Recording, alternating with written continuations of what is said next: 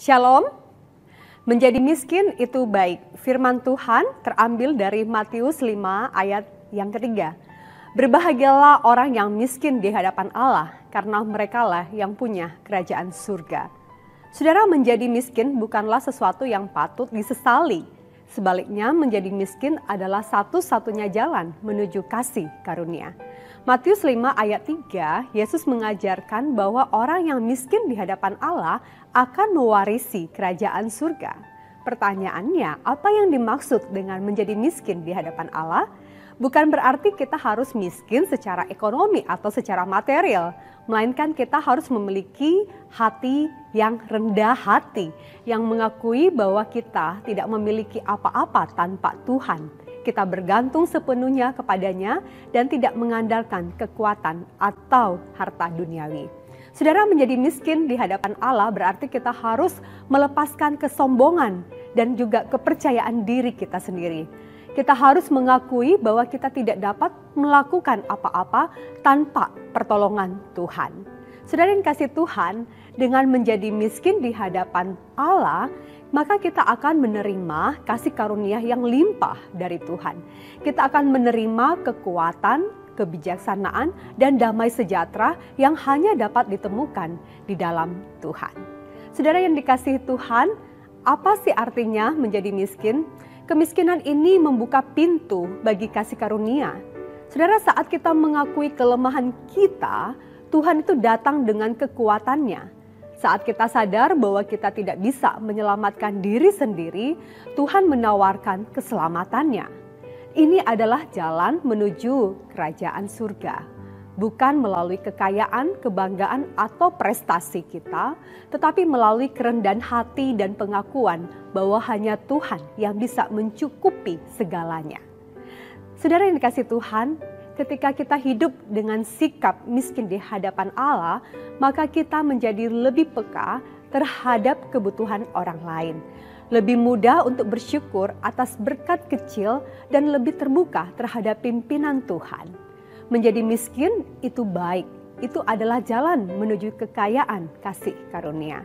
Saudara yang kasih Tuhan, di dalam masa prapaskah ini, kita sebenarnya tidak perlu observasi yang sulit ya untuk memperhatikan bahwa budaya kita itu terobsesi dengan kekayaan.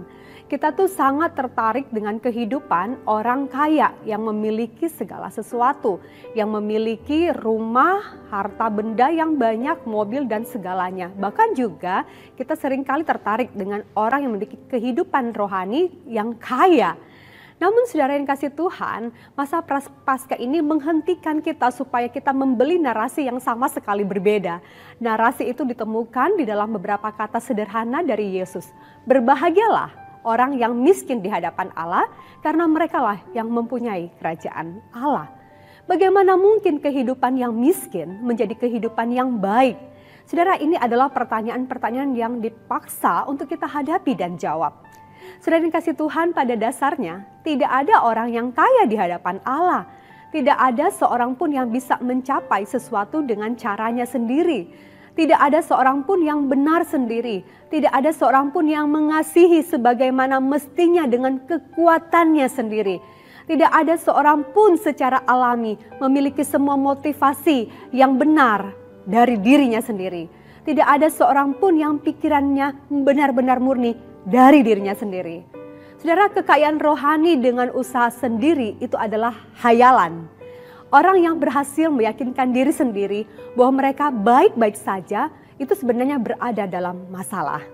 Terlepas dari keajaiban campur tangan penyelamatan, pengampunan, dan transformasi kasih karunia, maka tidak ada orang yang kaya secara rohani. Saudara, orang yang merasa benar sendiri adalah tipuan yang mendukung dirinya sendiri. Setiap saat penilaian diri hanya akan memperdalam kebutaan rohani. Jadi saudara yang dikasih Tuhan, kita semua butuh kebangkrutan. Dan ini adalah langkah pertama dari pekerjaan kasih karunia Tuhan di dalam hidup kita. Menjadi miskin di hadapan Allah. Di dalam tindakan belas kasihan ilahi, Tuhan membuka lemari besi kebenaran kita yang dijaga dengan baik. Untuk menunjukkan kepada kita bahwa bertentangan dengan apa yang kita pikirkan. Sesungguhnya itu benar-benar kosong. Saudara, kita kemudian harus menghadapi realisasi dari kemiskinan kita yang utuh, bahwa alih-alih menjadi benar, kita sebenarnya tidak benar dalam segala hal. Dan ini mendorong kita untuk berseru, meminta pengampunan dan pertolongan. Saudara yang kasih Tuhan, dengan cara ini, berkat yang luar biasa dari kerajaan Allah itu terbuka dan hanya tersedia bagi yang miskin. Saudara yang kasih Tuhan, menjadi miskin di hadapan Allah itu dimulai daripada kita harus mengakui bahwa kita tidak memiliki apapun yang menyebabkan kita meraih sesuatu yang menakjubkan yang ditawarkan kepada kita selain di dalam pribadi dan karya Tuhan Yesus Kristus. Inilah seluruh kisah Injil yang muncul. Ada satu ayat juga yang menarik. Ayat itu berbunyi demikian. Karena kamu telah mengenal kasih karunia Tuhan kita Yesus Kristus, bahwa Ia yang oleh karena kamu menjadi miskin, sekalipun Ia kaya, supaya kamu menjadi kaya oleh karena kemiskinannya. 2 Korintus 8 ayat 9. Yang kaya tak terhingga, rela menjadi miskin karena pengorbanannya, agar kita itu diselamatkan dari kebangkrutan dan kita ini menjadi kaya. Saudara, jika ada orang yang kaya secara rohani, maka narasi Injil ini tidak akan masuk akal. Tetapi semua orang itu terlahir miskin. Satu-satunya perbedaan di antara kita adalah bahwa sebagian dari kita itu lebih matang, lebih cepat untuk melihat dan mengakui kemiskinan. Tetapi sebagian yang lain berada di bawah khayalan yang menyedihkan bahwa kaya. Kita adalah orang yang kaya, padahal tidaklah seperti itu. Saudara, hanya mereka yang oleh kasih karunia bersedia untuk mengakui betapa miskinnya mereka setiap hari. Maka mereka yang akan mencari dan merayakan gudang kekayaan yang sangat besar yang menjadi milik mereka. Oleh karena kehidupan, kematian dan kebangkitan Yesus Kristus. Saudara, berhentilah dan luangkanlah waktu untuk menilai di mana saudara masih mengatakan pada diri sendiri bahwa saya benar dan mengakui sejauh mana kemiskinan saudara di masa lalu dan juga masa yang sekarang.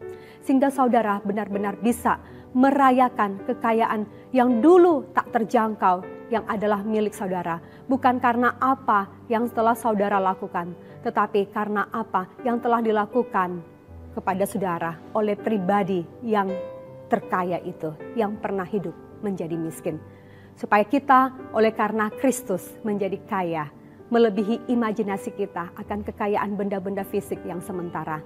Kita menjadi kaya, yaitu kaya di hadapan Tuhan. Amin. Tuhan Yesus memberkati kita, saudara.